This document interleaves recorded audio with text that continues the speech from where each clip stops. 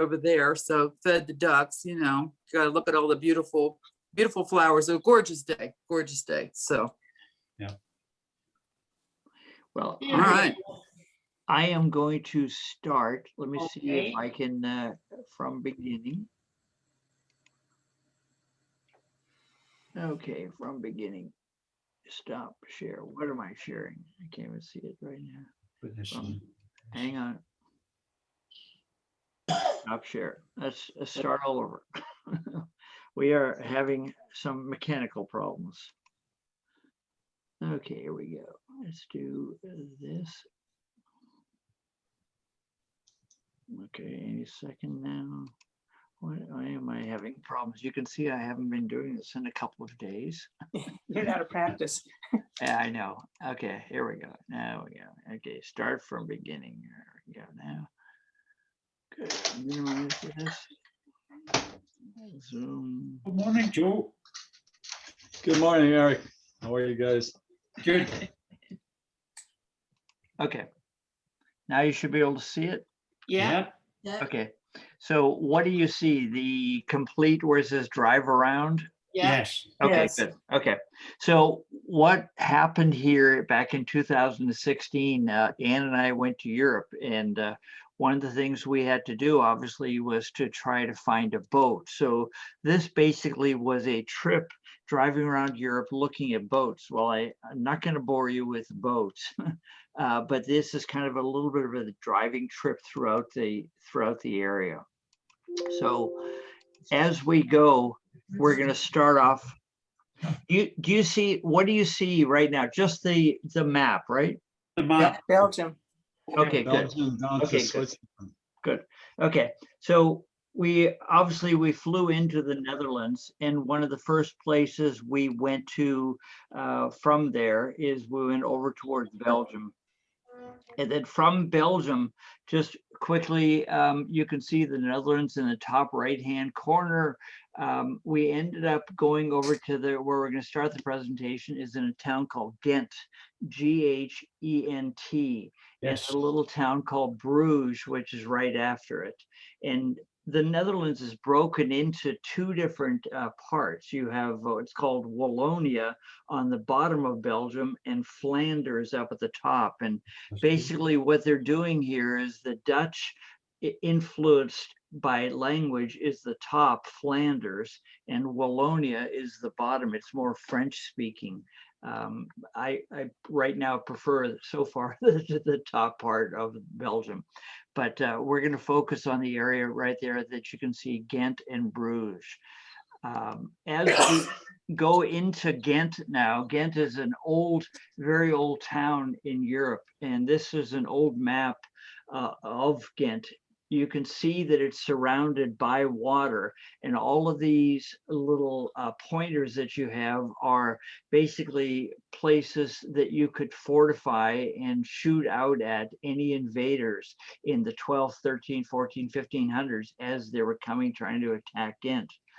Ghent was known in the early days for an area that basically was a place of trade, because they would come down the river and come into Ghent. So here we are in Ghent now, and Ghent is a beautiful, beautiful city, and it was primarily known for making linen and clothing, because Ghent would get their wool from the English, and then they would bring it into Ghent, and they had all the fine linens and fine wool clothings around the 15th century. So these houses that you see here are basically left over from that time period, because they were all the guild houses. And this waterway that you see in front of the old houses is the waterway that used to, where they would come in from the ocean and come down the river and come into Ghent, and they would trade. So Ghent is one of the more beautiful towns in Belgium, one of the older towns. There are two, one called Bruges, you'll see in a little bit, and the other one called Ghent. But these beautiful old buildings are absolutely in pristine shape, and they were all, like I said, the guild houses where they would trade from the different parts of the world. you can see the architecture. I mean, it's second to none, but it was 1600s. This was where trade was happening. And so if you wanted goods that were coming from South America, maybe some vegetables or whatever, or some wool from England, this was the town that was primarily the access point. In Ghent is an interesting one. There is a Marriott, and the reason I'm showing you this is that the Marriott here is an old bordello. And the way that you just know that it was a bordello in those days is because the swans were not facing each other, they were facing away. So whenever there was a house with two swans facing away, that meant it was a bordello. So this goes back to, like I said, the 1600s. But Marriott's has now made it into kind of a unique little place. Again, in Ghent, a beautiful, the waterway, and you're starting to look, and I took this picture because the corner here, the left corner you're going to see is really the back of the post office. So this is the front of the post office, and it just, I mean, it's magnificent buildings in that town. And again, let me just go back. You can see the waterway. They really obviously weren't interested in the waterway, but they built it because that was the center of commerce with all the guild buildings and then the post office, but the post office faced front. A lot of opposites here. You've got the modern light rail system going through town and the old building in the background.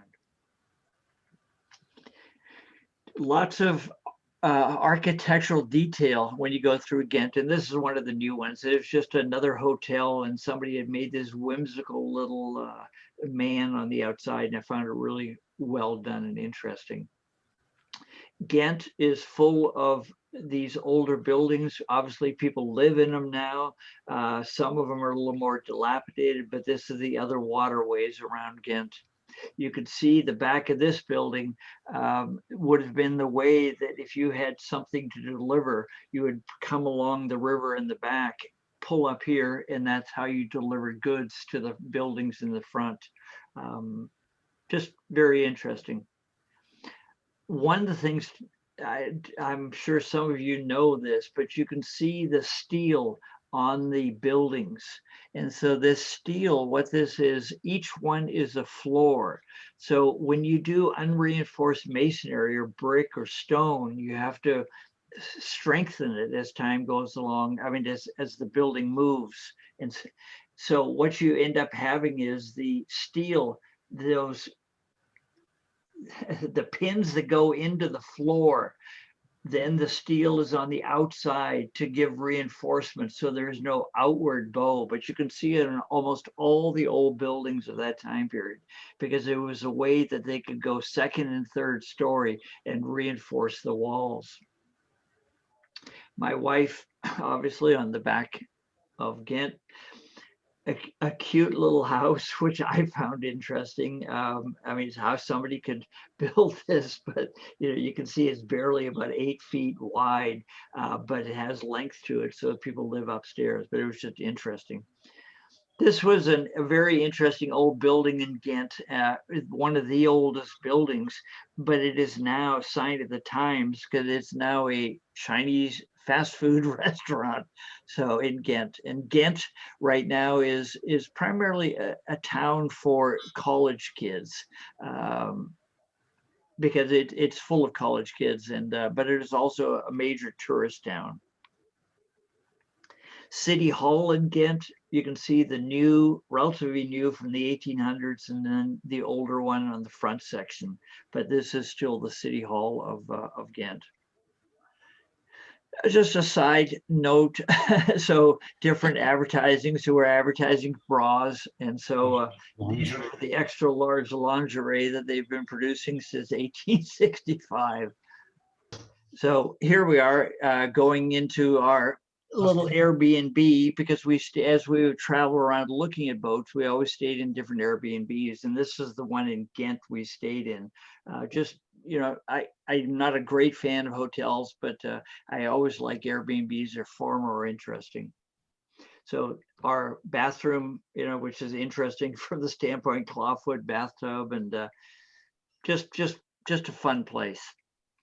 Ann and I having dinner, just a wonderful dinner in the evening time, just a little bit of homemade noodles, fresh tomatoes, sun-dried tomatoes, a little basil and Parmesan cheese. Very simple, but very delicious with a bottle of red wine. So here we are now leaving Ghent, and we're now going to another town called Bruges. And now Bruges was 7 kilometers away from the ocean, meaning the North Sea.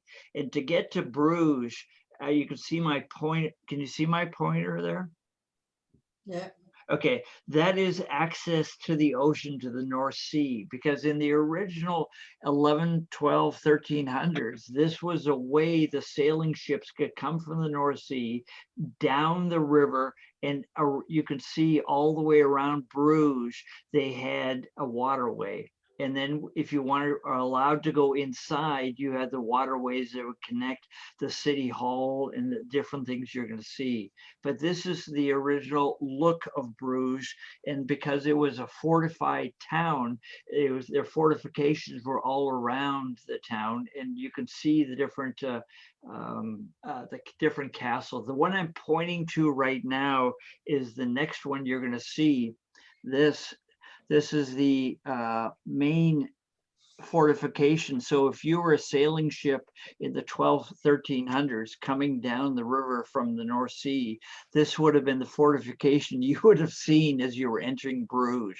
So it was rather formidable, and it was there to be able to collect taxes, and it was there to be able to protect Bruges, because Bruges again was one of those towns that was just a guild town. I mean, if you were to buy good quality things. But this castle, the main castle that protected Bruges, is still in very good shape, and it's on the river that came in from the North Sea. The unfortunate thing with this river is it's no longer navigable. They shut it off many years ago, and but you still have the town of Bruges, the castle, and all the infrastructure still being there. You can see the rail system that they've put in. Obviously, not a navigable river anymore, but this area is still relatively open to navigation to smaller boats, and it is now you're able to not go up that original river, but you're able to go up one of the side rivers all the way to a town called Zibrouge, which is in the northern part of Holland.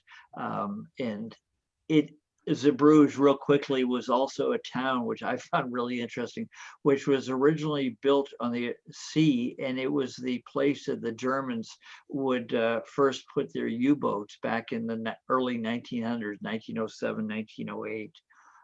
But the connection to the ocean and to Bruges is still there, but it's on a different canal system.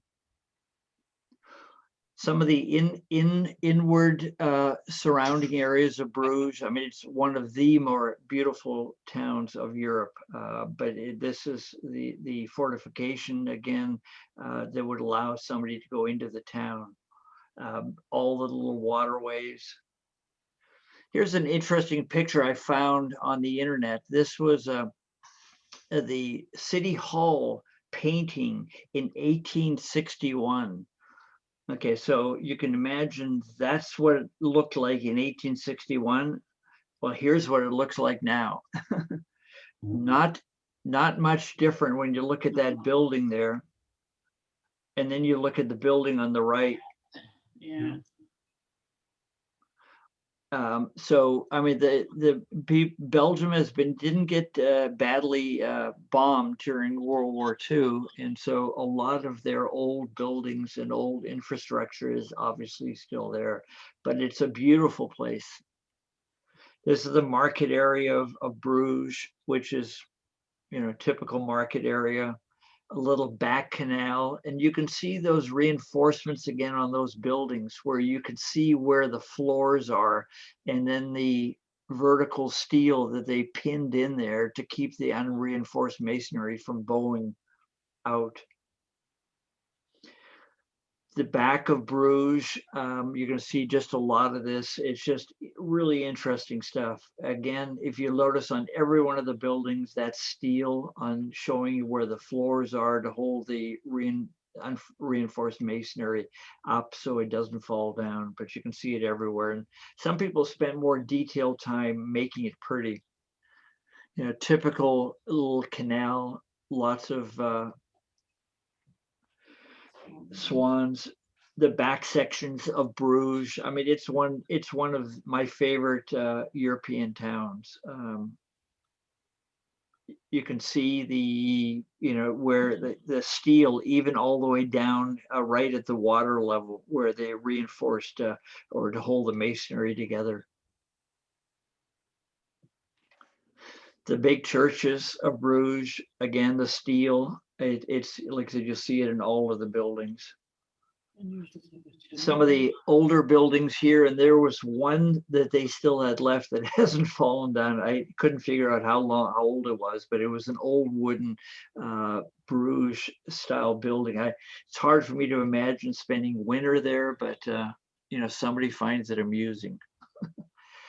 This was there's a movie in 2008 that was made called In Bruges with Colin Farrell. And this building right here with the twin architecture was what was used in the movie. And this is where I think it was Colin Farrell that jumped out of the second story into the water. But it's famous in Bruges. Just a beautiful scenery as you go around Bruges. I mean, you can rent yourself a little boat or go on a skiff with them, but it's just fabulous. The architecture and how people live. I mean, it's the quality of life is so amazing. Yeah, you could see here, this would have been where goods would have been delivered to the back door of whatever that building was at the time. It was one of my favorite spots. Cute. Little dog, just kind of lazy afternoon hanging out out the window. But you notice what the owner did was put a pillow underneath the dog so he could rest there very, very nicely. Yeah, just, I mean, the scenery is second to none. You can see whoever lives in this place here, he's got 2 fenders out on the building, so that if you want to bring your boat in or his boat in, you don't bump into the brick. This was an interesting place. I got a couple of shots. The corner, this is an old brewery, and it had like 1,000 different Dutch and Belgian beers that they had available there. We stopped there, but I don't have good pictures of it. But it was an interesting building, again, because it's on a corner. And you can see the red doors would have been how they would have delivered the beers to the brewery.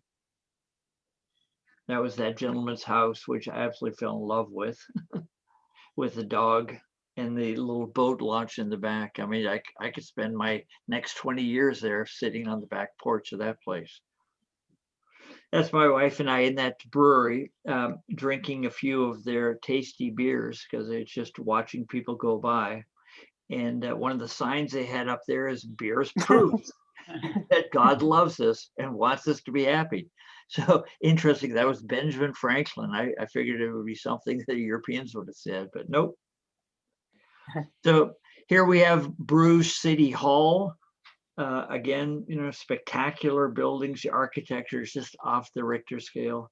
This was an interesting church. It was called the Basilica of the Holy Blood, and it was closed.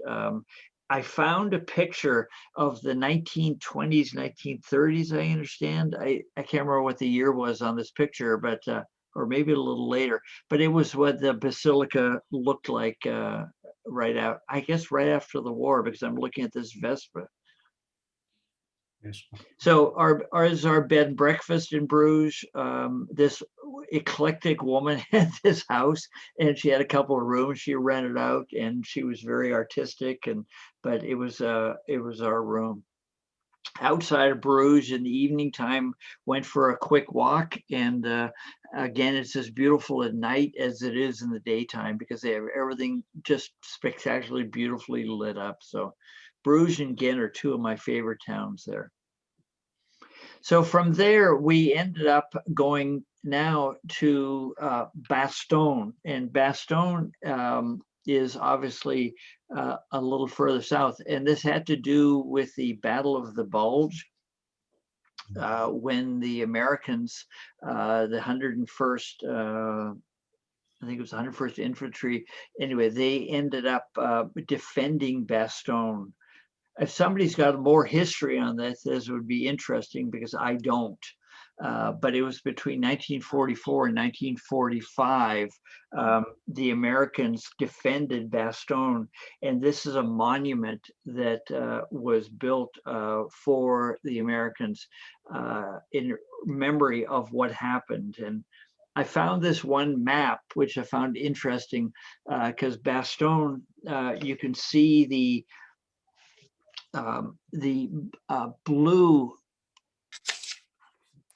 The blue were the Americans defending, and the red were the Germans attacking. And so it was one of those battles that obviously was remembered. So this is on top of the memorial, looking out at the countryside, because I wanted to see what would it have felt like seeing German panzers from these hills all around trying to bomb you or kill you. But this was a memorial that was built, and it was just a beautiful place to walk around.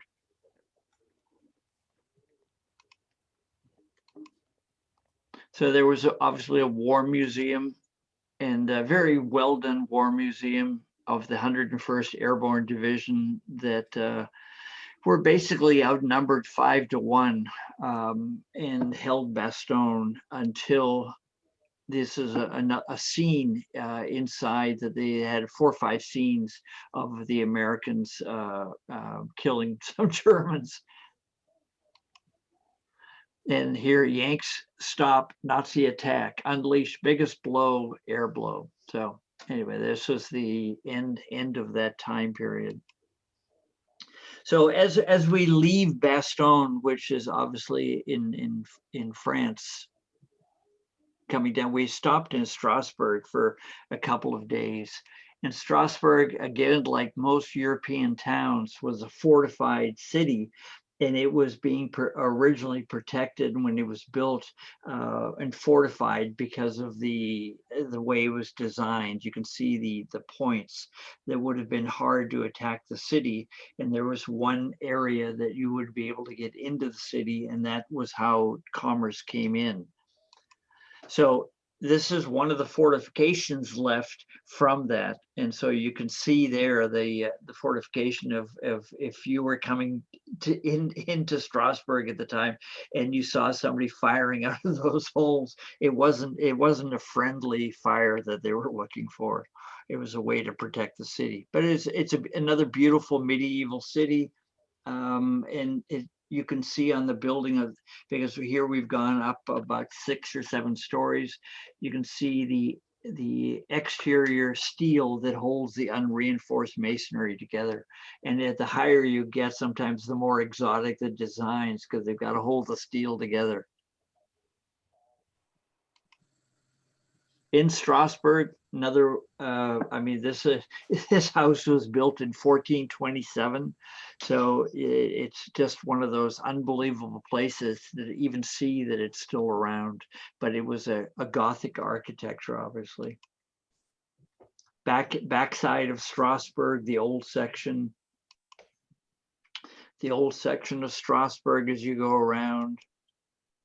There you have the Cathedral of Notre Dame in Strasbourg. It was at the time the highest building for many, many years. It was 425 feet high, but it was originally built in the 1600s. So it didn't get finished though until 1874. So they obviously had either ran out of money or interest, I don't know what. But this is what everybody knows Strasbourg as now. This is what is called the seat of the European Parliament. These are the rule makers that the English got upset over. So we'll hear. But this is the seat of the Parliament in France.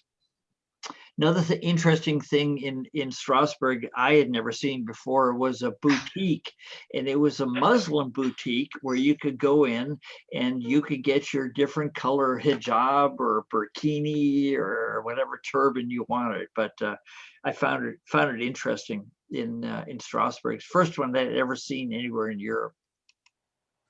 So my wife and I left Strasbourg. This was our rental car, and we drove towards the Black Forest. And this is now we're heading to a little town in the Black Forest called Bad Wildbad. And what it's famous for, basically, it was a place my grandparents used to go to when they wanted to get away in the wintertime to take care of themselves. I mean, in other words, have a little time to themselves, because there were lots of mineral baths in this town, and it was just a very, very nice town.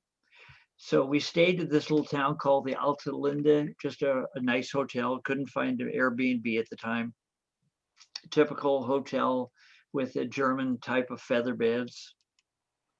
But this is Bad Wildbad, very small town, and you can see that the main thing going through Bad Wildbad is a creek, and it is they have all of these water, warm water fountains and warm water wells that come up throughout Bad Wildbad, and they all flow basically back into the river. But it's just an amazing town to go visit. The town is so narrow that they have now built the light rail system on the street, and basically the cars have to get off the street while obviously the light rail comes through. But when the light rail's not there, the cars drive back on the street again. So it's an interesting balance between the two of them. So here we are back into German food, a little more interesting. We have the mashed potatoes, and this is called a Schlachtblatt, which means a slaughter plate. And I know most of you won't like this, but it was one of my favorites. But it's innards and ham and anyway, blood sausage. Yeah, black pudding. I'm not Elspeth's favorite, I can assure you. This is what Anne would eat, and this is the German Spatzle with some onions on it, and then a salad. And so that was the difference in the food between the two of us. So Bad Wildbad is, again, a great area. It's in the middle of the Black Forest. So we ended up taking a tram from Bad Wildbad just down below up to the top of the mountain nearby. So I'm going to take a short break. If you have any comments or anything that you'd like to ask. What kind of rock were the buildings made out of? It can't be simple limestone, is it? Good question, David. That's more information than I, as a as a tourist, have. You Okay. know. You're talking about Bruges mostly waterways like Venice, or just a lot of your focus seemed to be on the canals between the buildings? Was most of the city like that? the most, yeah, if you look later at the city of Bruges and Ghent, there's just littered with waterways. I mean, I don't think it's as elaborate, obviously, as Venice, but it's very elaborate because their only way to get commerce was from the ocean. So you, in those days, you were able to come in off the North Sea and go down the river and engage in some kind of trade. Bruges and Ghent both have a lot of waterways, Joe. Okay, So- thank you. So Barry, you said the main waterway in Bruges, I think it was, not Ghent, was not navigable anymore. Is that just, did it get filled up with silt and dirt and stuff, or they just had other places that were more useful? Well, two things. I think it was 17 or 1800, it started to get filled up where it was no longer navigable. And so they ended up closing that route into Yeah. Bruges, because that was the only way they could get in off the North Sea, but it's no longer there. There is water access to Bruges and Ghent now through all the different canal systems of Belgium and through Holland. And they all end up leading back up to the North Sea, if you want to go that way. And so some commerce does still come in. And that, as I mentioned, that But you- town, go ahead. Just to other routes coming in. Yes. Are the original ones dried up or built over, or are they're still there, but they just aren't deep enough for boats? That's a good question. I don't know about all the old ones. All I do know is that they're no longer They're navigable. not, yeah. I mean, it's the ones that I'd have to be on, and because I haven't been to Belgium yet, are the main waterways, and they do have the smaller canals, but that canal is closed off. The Dutch and the people in Belgium have closed off almost all the North Sea waterways to the North Sea influence because they did so much damage for so many years. They have locks that you can go through back out, but primarily it is closed off. We were in Bruges a few years back, and I agree, Bruges is a beautiful, beautiful city. But getting there, taking a taxi to the hotel from the train station, that was some kind of an interesting trip. Well, Bruges is one of those, it's like a Carmel, right? It's for us in California, it's people love to visit it. It's eclectic, it's old, it's beautiful. So it gets a little crazy and sometimes in the summer. Yeah, it's a wonderful city. We were there There was a movie made. But we were there during a religious time, and there was a parade over there of all kinds of things. I have tons of pictures like on those. Anyway. There was a movie there also, Barry, that was made in Bruges with Johnny Depp, and it's called The Tourist. And it was made in Bruges with Johnny Depp and Angelina Jolie. Oh, okay. It was a really good movie. What's it called? Twilly. Tourist. Twilly. Movie, I guess. Well, the town of Bruges is like, if you guys are anywhere near that to see Bruges, Ghent, you absolutely have to get there. It's just one of the two more special towns. Today I have one. We did Anyway. a boat cruise from there. And you'll remember, Anne and Janice, you'll remember, Janice and Chris came over to see us when we started in Bruges, and then we were going to do one of the Viking river cruises with Joy. No, it wasn't Viking, Eric.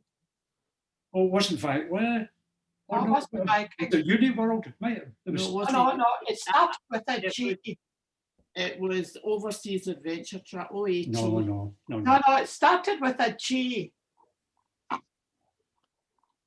G. And, but you're right, Janice and Chris met us in Bruges, didn't they? Right. Oh, yeah, they met us in there. And Joy was with us as well. Yes, that's right. Yeah. We've only done Viking and, Yeah, and that was- OAT. Yeah. The OAT is down south. It wasn't, I'm sure it was Viking. Yeah, I think it No, was no, because we've not done any other group. yeah, no, this was the first time I went with you guys, and it definitely started with a G. Oh, Gateway. well, I'll look it up. Anyway. Then. But No, it wasn't a G. Well, I'll continue. Yes, Carry on, Barry. Okay, no problem. So we're now back in Bad Wildbad, which is in the middle of the Black Forest. So to see the Black Forest, there's a couple of days, different ways of doing it. You could go rent a helicopter and fly over it. But this town, Bad Wildbad, has built a structure high on top of the mountain that you can climb up. And it has this walkway that you can walk around the top of basically the Black Forest and look out at it. I mean, it's just one of those beautiful sights to see. What you see there in the background is part of the structure. They built this on top of the mountain so that you could walk up all the way to the top and see above the trees, walk in the trees. One of the interesting things, typical European, that they did, they made us a way to get down easier. Right? Oh, yeah. Oh, So if you wanted to get down quickly, you could either walk down or you could jump into this little tube and come out the other end. And so Sounds like fun. obviously I have to be able to go down the tube. So they give you they give you this carpeting, and it's just so there's the wife coming out at the bottom and I'm right behind her. But it's just a fun way to get down if you didn't want to walk down. So in Bad Wildbad, I mean, you could see the beautiful, I mean, typical German flowers. I mean, they do this better than most anybody in the world, but their coloring and things is just phenomenal. So the town of Bad Wildbad, I found this picture interesting because I'd never seen this before. On a river, they allow the stream to run, but whenever they want to kind of back it up a little bit in the summertime to allow more water to be there, it's an interesting bladder system I'd never seen.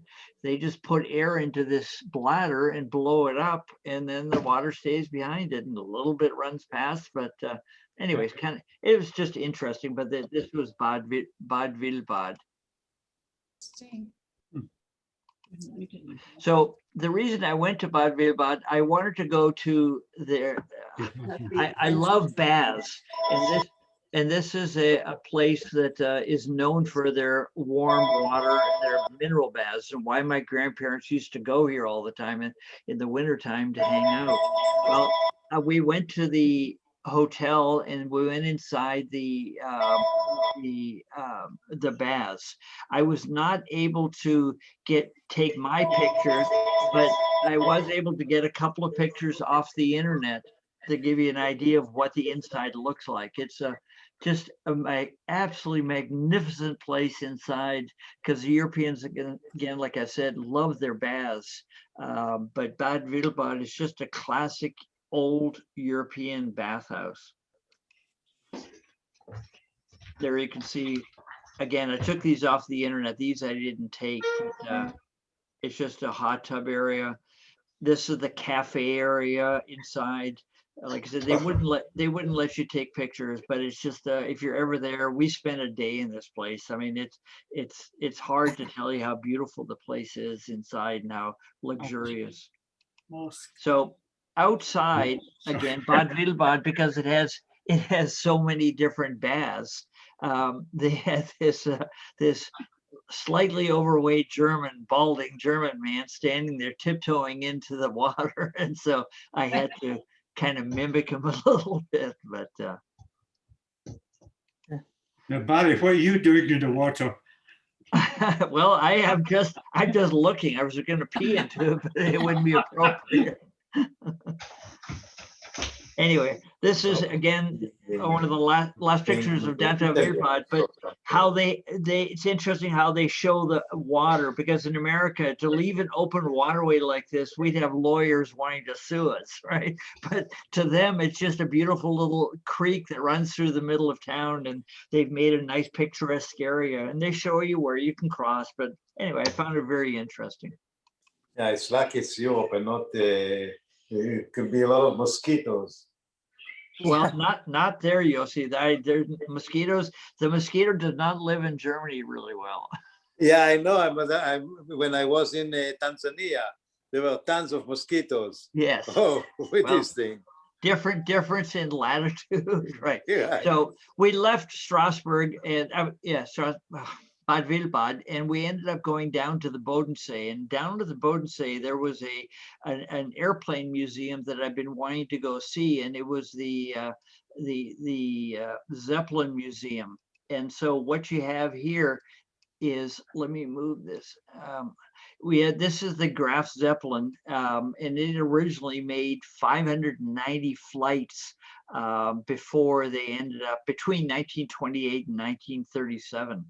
And one of the things I'm going to point out here is that it ended up being powered, the Zeppelin, by 5 German Maybach engines. Well, the Maybach is I know the lady's eyes are glassing over, but the Maybach engine is probably the most unbelievable engine that was ever produced. I could go into lots of detail, but the Maybach engine, they used 5 of them. They're each one 550 horsepower, and their thrust, you could either push them backwards or forwards. They were one of those special engines you could go reversible on. So one of the things that at the Zeppelin Museum, which I didn't know until I got there, is that Zeppelin also produced a car for a period of time. So between 1929 and 1937, they produced a car called the Zeppelin. And it again had a Maybach engine in it. And the Maybachs now, if you buy a Mercedes Maybach now, it's $500,000 to buy it. I mean, it's the top end of the Mercedes line, but this was originally where it started, was in this area of southern Germany. So inside of the Graf Zeppelin, this is just a quick picture of what people would be accommodated with. But this was a sitting area, cafe area, because this Graf Zeppelin flew between Germany and Brazil for 5 years, right? So it was a mode of transportation, obviously before jets and airplane, but it was relatively more luxurious than I ever thought. Their bedroom, this would have been a sleeping area, which they showed, just interesting. And Yossi, here is a Graf Zeppelin over Jerusalem in 1929. So they flew these dirigibles or these Zeppelins all over Europe. You know, there are Zeppelin stamps that are very expensive. Yes. People collect Zeppelin stamps. It's it's a big collectible item. Yep.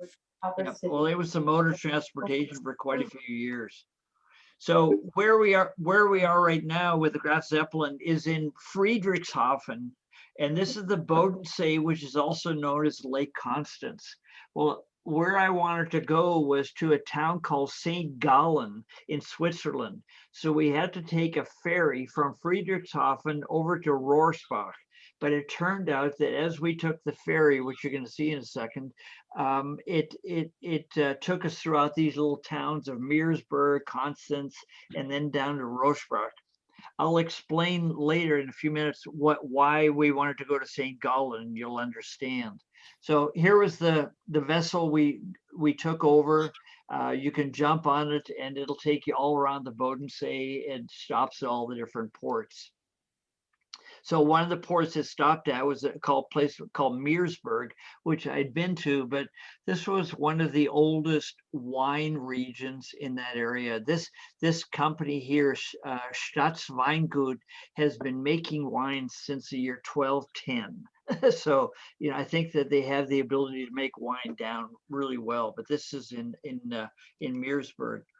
Another little town we stopped at, nothing of any consequence. So we ended up in Rohrsbach, and then we took the train to St. Gallen because we had to be able to get inland. So in St. Gallen, my interest was an abbey. This is called the Abbey of St. Gall, and it was founded in the year 849. It's a very old abbey in Switzerland. So this is what it looks like now. It's still in excellent shape. Obviously, being in Switzerland, it never got bombed. There was no issues. So the architecture and everything is still in place. It's just a spectacularly beautiful place. It's in this town of St. Gallen. So in this church, we walked in the front door, and relatively few people, but I couldn't believe the size of this oak door, but that was the front door of the church. So when you go inside, it's one of the craziest, most ornate churches I've ever seen in the world. But what they're famous for is they have a library, and the library in St. Gallen is what I was after, and it took me a while to find it. So in St. Gallen, there is a library that goes back to the 689 AD. And cameras are not allowed inside here, but they do allow you to walk around in this library. And this is what I wanted to see. It was originally started by a guy by the name of Saint Othmar, back, like I said, back in 689. It's one of the most beautiful places I've ever seen, but to think about, you know, a library being in existence since that time period, the artwork and the books, because you're allowed to walk up, just not touch anything. I mean, here's another view of the library. It's just, it's spectacular. So when they let you in here, you have to put on sheep skin shoes because if you look at the flooring, I mean, it's very old wooden, you know, just unbelievable flooring. But it's, if you're ever near that area, St. Gallen, it's definitely worth going to see that Abbey and to go down to see that the library. So from here, we ended up driving on to Vienna. And the reason we drove to Vienna, a friend of mine who was in my yoga class, he was going to be there. Both my wife and I had some time to kill between a couple of boats we were looking at. And so we ended up taking the train down to Vienna. This is a picture of me standing in front of the Opera House in Vienna. And here we have Anne standing in front of what's called the Burg Theater. It was the Castle Theater. It was first opened in 1741 by the Habsburg princess by the name of Maria Theresa. She wanted to have a theater next to her palace, so she had this palace built. So I mean, you can imagine the amount of opulence that somebody, the money and the opulence that you were able to generate as a princess. So Vienna is one of the more beautiful towns. The architecture, no matter where you go to in Vienna, it's just second to none. This is called the Schönbrunn Palace. And it, yeah, I don't know if you guys have been to it, but it's the summer residence of the Habsburg rulers from 1569 until 1740. So you can imagine if this is your summer home, I can't even imagine your winter home, but these were the rulers of Europe. So as you go around, these are the gardens behind the palace, and the gardens go all the way up to that structure way up there that you can see. That structure, now you can see it a little closer. I mean, the gardens are just magnificent. That structure now is a cafe. So if you have the inclination to walk up there, at least you can be treated with a little bit of Viennese coffee and Viennese pastries. But there's a great little cafe up there. So my friends who we met there, that's Kent and Marilyn, they live here in San Jose. We met them at their hotel because we were going to the Vienna. You may, Eric, know these couple from AVAC. Yeah, I know. I recognized her, Barry. I never recognized him, but I know her. Yeah. Yeah, that's her name is Marilyn. Yeah. Yeah. So it turned out their granddaughter was showing horses or a dressage event, and so we met them in Vienna, and we went to go see the Vienna Opera House. And so that evening, I had bought tickets before this to be able to go to the Vienna Philharmonic, and Kent and Marilyn didn't have tickets. And so they said, well, I said, come on along, we'll buy. I said, there'll be some scalp tickets. Well, you know, they sell scalp tickets in Vienna like anywhere else. So this was the music hall we went to see. It was in the middle of Vienna. It was originally built by the Emperor Franz Joseph in 1863 as an opera house. So here's the inside of the opera house, or where the Philharmonic is being played, and they were just starting. So here's my friends, Kent and Marilyn, who were sitting below us. They ended up, because their scalped seats were better than our seats that we had paid full board for early on. So anyway, they got on the ground floor, but it was fun seeing them there during the Philharmonic. Again, in Vienna, here what you have is the Habsburg Imperial Palace, which was the official headquarters of the Habsburg Empire from 1273 until 1918. This was the Imperial Palace of the Habsburg Empire, and it's in Vienna.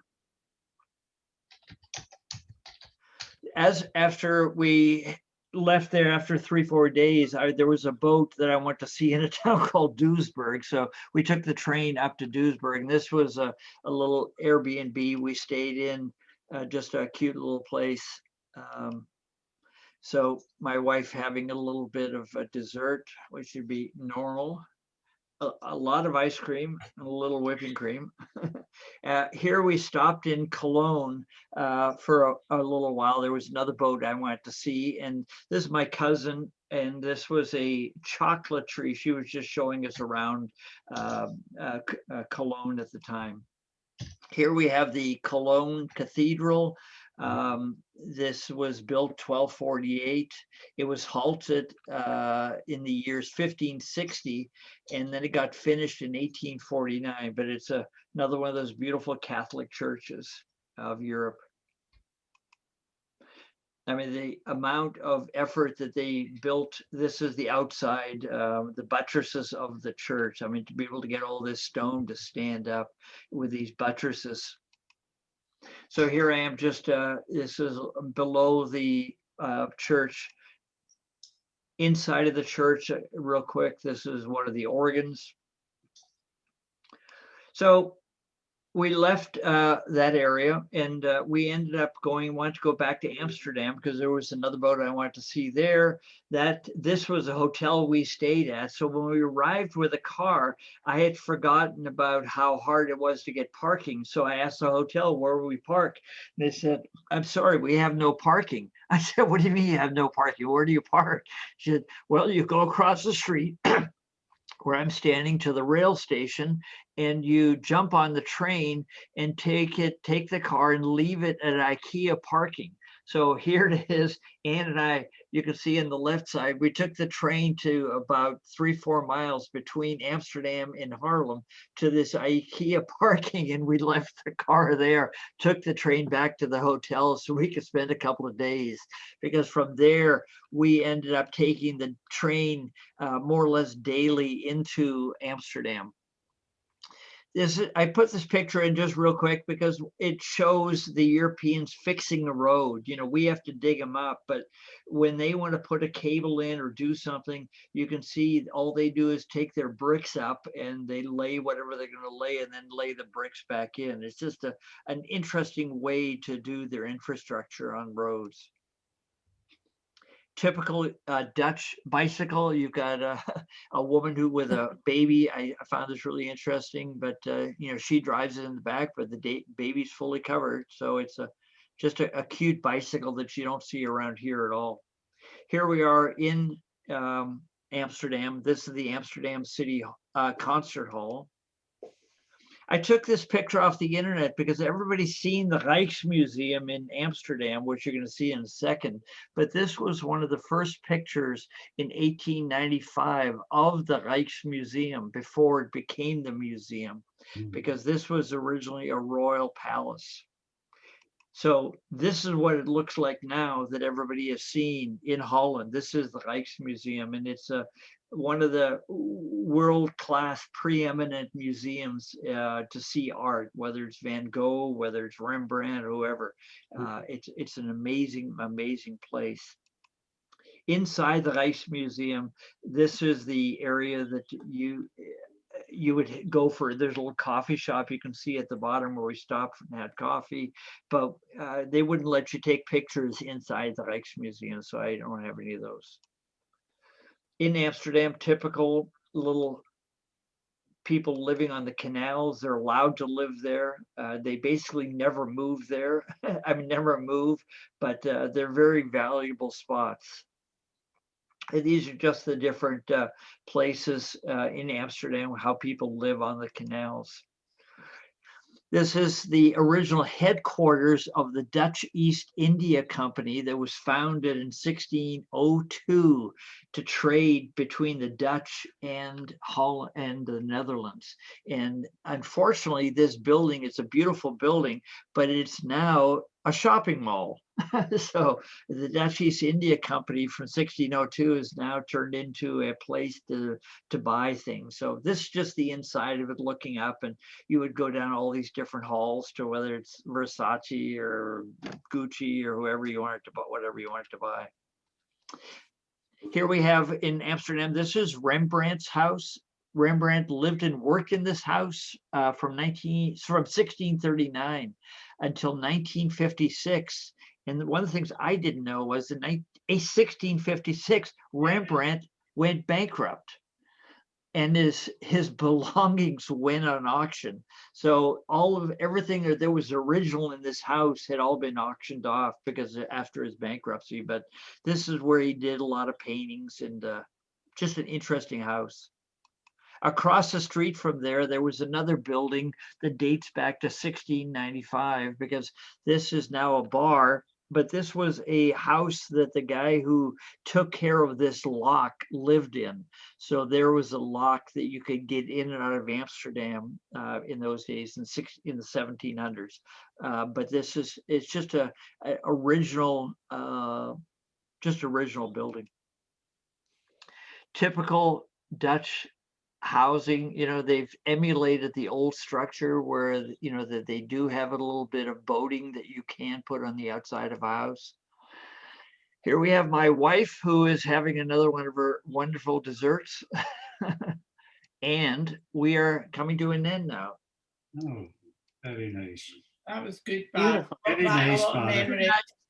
That was fantastic. I love the architecture. I need to get over there for sure. Yeah. Wow. I like the architecture as well. Where That's are we? love to see You can it. talk over there. Europe has something we don't have, and that's called culture and beauty. Yeah. No kidding. Right. Wow. It Mary? just, Oh, go on. I was just gonna say, it just baffles me that they could erect those structures in those centuries, it's just amazing to me, without any technology or, a few drawings and manual labor. It's just beyond me. Well, The cathedrals, when they look at all the cathedrals they constructed in these days. Yeah. I know, it's just amazing. And that they're still standing is also equally amazing. If you guys are interested, you can download the Rijksmuseum on your iPads or phone. Yeah. You can go, Actually, they have an app. Oh, do they? Yeah, Oh, they do. They have an app. You can see all the, I don't know if you can, can you see it? No, you can't. oh, because your background's in the way. Oh, yeah, okay. Well, here, I'll put it in front of me and then it won't be. If you look, I don't know if you can see it, but you can see all the artwork Yeah. that we have inside the museum without Yeah. being there. Oh, that's great. You could put that link from that website in the chat. Yeah,